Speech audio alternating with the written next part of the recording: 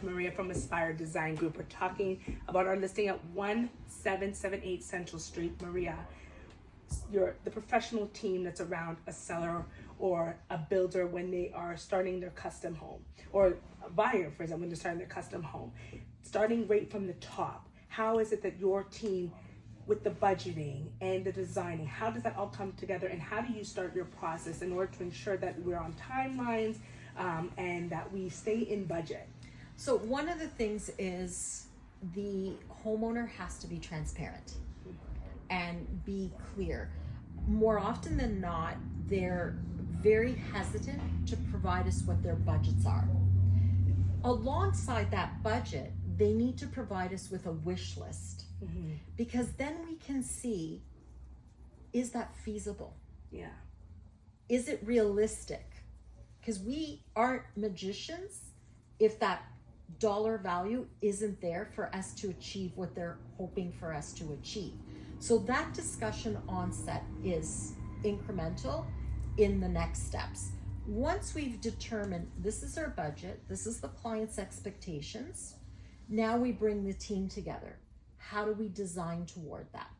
And what's really important is putting pen to paper. Yeah. And going through that process and taking the time to go through that process. It's not a quick process because there's emotions that are in there. Yeah. We're talking about numbers, we're managing those numbers, and we're going from A to Z of what that expectation is. So we have to go through a lot of information, and more often than not, homeowners think that process is very short. Right. But it's not, because we're talking about structural, we're talking about mechanical, Yes. we're talking about a healthy home, we're talking about living in place, we're talking about biophilia, we're talking about materials that are coming in, Right. finishes. Then we have other elements that we have to discuss. Zoning, Right. committee of adjustments perhaps. Right. That could always lead to additional time and effort. So there's so many things that need to be discussed. But really important is putting that pen to paper. And that starts, like for us, we like to start with at least a floor plan. And what I like to reference it as is a ballpark estimate. Right. Because then we're kind of really taking the time to understand where the mindset is of the homeowner or the investor.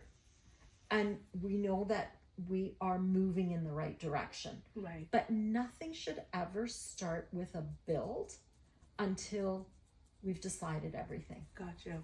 That is so important. Oh, of course. So we should know, what are the costs of the mill? What is the cost for the millwork? What are the costs for the countertops? And sometimes we may not have all those answers, but at the very least, if you've got a good team, your contractor, your architect, your interior designer, that ballpark estimate can always leave you with allowances, so that we know if we are doing the primary, our allowances for the tiles are at this amount. That means we're going to stay within that amount. Right. Doesn't mean we have to spend that full amount, but we know we can't go over that amount. And that's the only way we can manage budgets and expectations. 100%, and I agree.